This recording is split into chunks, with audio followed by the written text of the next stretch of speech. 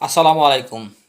আমরা যারা মনে করি যে বাংলাদেশ আপডেট হইছে, কিন্তু আসলে কি আপডেট হইছে বাংলাদেশ? আমি বলবো না, আমাদের দেশ এখনও আপডেট হয় নাই। অ্যাকচুয়ালি আমরা এখন গরুর ঘর থেকে বের হইতে পারি নাই। আপনারা চিন্তা করেন, বহির্বিশ্বের অনেক দেশের কথা চিন্তা করেন, তারা কতটা আপডেট, তারা মানসিকভাবে কতটা আপডেট। আমাদের সবচেয়ে বড় যে সমস্যাটা হচ্ছে, আমরা ম্যাক্সিমাম মানুষ মানসিক সমস্যায় ভুগি।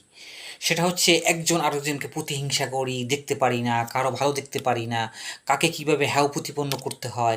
আজকে আমার পাওয়ার আছে বা ক্ষমতা আছে, আমি পাওয়ার বা ক্ষমতার অপব্যবহার করতেছি।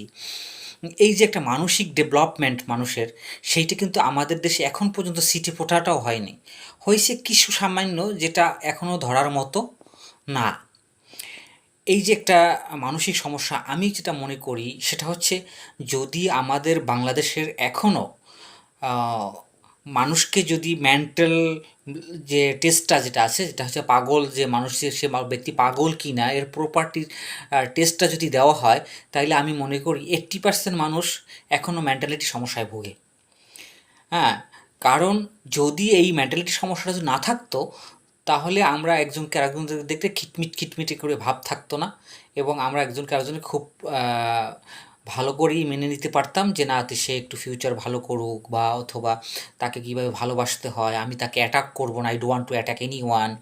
হ্যাঁ, আমি তাকে ভালোবাসবো, আমি আমার প্রতিবেশীকে ভালোবাসবো, আমার ফ্রেন্ড সার্কেলকে তাদের সঙ্গে সদাই সদ্ব্যবহার করব, বা খুব সুন্দর বিহেভ করব। এটাই কিন্তু আমাদের এর একটা আশা এবং কাম্য। যারা আমরা মনে করি যে আমরা আপডেট হইছি বা এই সেই, সেটা কিন্তু এখনও আদৌ সিটি ফোটাও না। আমাদের সবচেয়ে যেটা প্রয়োজন সেটা হচ্ছে আমাদের মেন্টালিটি এবং মানসিক পরিবর্তন প্রয়োজন। জাস্ট আমার এখন পাওয়ার আছে বা আমার ক্ষমতা আছে, আমি একজনকে একটা থাপ্পড় দিলাম।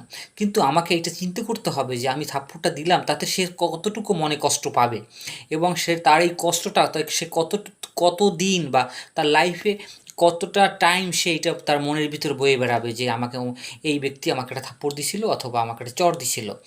এই রকমের যে মানসিক যে কিছু কিছু সিস্টেমেটিক বা মানসিক যে সমস্যাগুলো, এইগুলোর আমাদের পরিবর্তন আনাটা খুবই জরুরি। আসসালামু আলাইকুম।